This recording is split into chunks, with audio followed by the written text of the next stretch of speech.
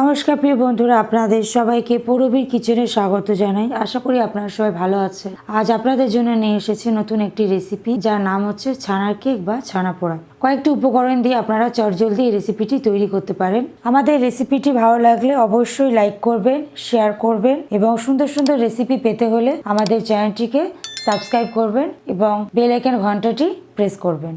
চলুন শুরু করা যাক আজকে রেসিপিটি। ছানার কেক তৈরি করার জন্য আমাদের যে উপকরণগুলি লাগবে সেগুলি হচ্ছে দুধ। আমি এখানে 2.5 লিটার দুধ নিয়েছি। চিনি নিয়েছি হাফ বাটি। আর লাগবে পাতিলেবু। এখানে আমি 2টো পাতিলেবু নিয়েছি। পাতিলেবু কেটে আমি রস বার করে নিয়েছি। আর লাগবে বড় এলাচি খোসা ছাড়িয়ে আমি গুঁড়ো করে নিয়েছি। আর লাগবে পেস্তা বাদাম। এখানে 15 থেকে 16টা পেস্তা বাদাম নিয়ে জলে ভিজিয়ে আমি কুচি করে নিয়েছি। আর লাগবে বেকিং পাউডার। এখানে আমি 1 চামচ বেকিং পাউডার নিয়েছি। সুজি লাগবে।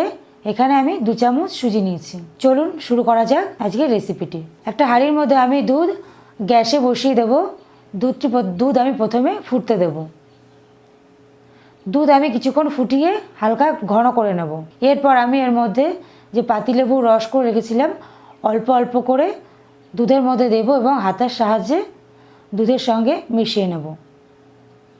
দেখুন দুধ ফেটে গেছে এবং ছানা আলাদা হয়ে গেছে। দুধের জল থেকে ছানা বেরিয়ে এসছে। এরপর একটা গামলার মধ্যে বড় ছাঁকনি নিয়ে ছানা আলাদা করে নেব।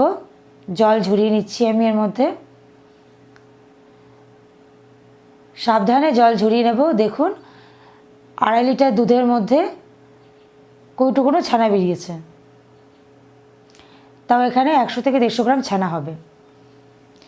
ছানা পুরো ঝরিয়ে নিয়েছি আর আমি সামান্য একটু ছানার জল রেখে দিয়েছি। ছানাটা আমার মাখতে সুবিধা হবে।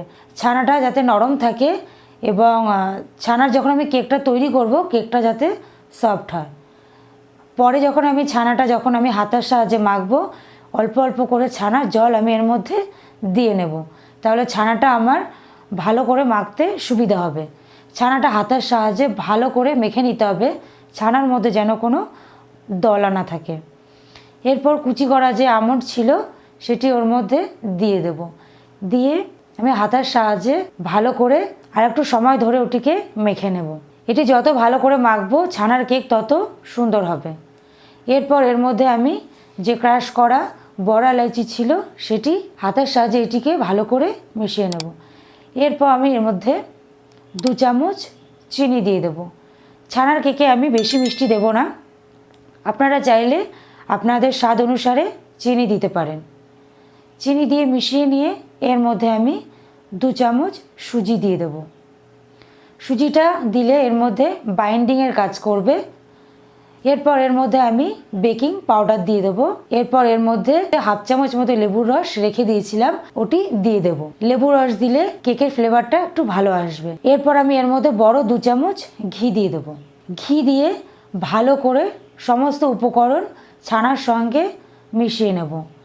ছানার সঙ্গে ভালো করে উপকরণ মেশানো হয়ে গেলে এটি আমি কিছুক্ষণের জন্য রেস্টে রেখে দেব। আধা ঘন্টার মতো রেখে দেব। এরপর আমি একটি অ্যালুমিনিয়ামের বাটি নিয়েছি। বাটির গায়ে ভালো করে ঘি মাখিয়ে নিচ্ছি। মাখিয়ে নিয়ে এর মধ্যে 1 চামচ ময়দা দিয়ে দেব। দিয়ে ভালো করে বাটির গায়ে মাখিয়ে নেব। যখন আমি কেকটি তৈরি করব কেকটি হয়ে গেলে যাতে বাটির গায়ে লেগে না যায়, কেকটি ভালো করে উঠে আসে এর জন্য এটিকে লাগিয়ে নিচ্ছি। আপনারা চাইলে এর মধ্যে বাটার পেপার দিতে পারেন। এরপর আমি যে কেকের মিশ্রণটি তৈরি করে রেখেছিলাম হাতার সাহায্যে বাটির মধ্যে দিয়ে দেব। সমস্ত উপকরণ হাতার সাহায্যে বাটির মধ্যে দিয়ে দেব। এরপর একটি বড় কড়াই নিচ্ছি আমি। কড়াইয়ের মধ্যে ছোট একটি ঢাকনা দিয়ে ওর উপরে আমি বাটি বসিয়ে নেব। এরপর ঢাকা দিয়ে দেব।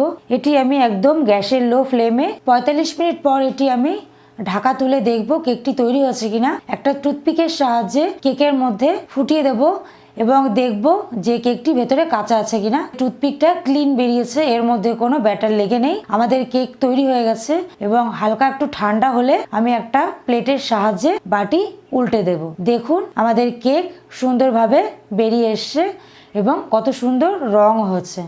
আমাদের ছানা পোড়া বা ছানার কেক তৈরি হয়ে গেছে। এবার আমি এটি আপনাদেরকে কেটে দেখাবো দেখুন আমাদের কেক কত সুন্দরভাবে তৈরি হয়েছে।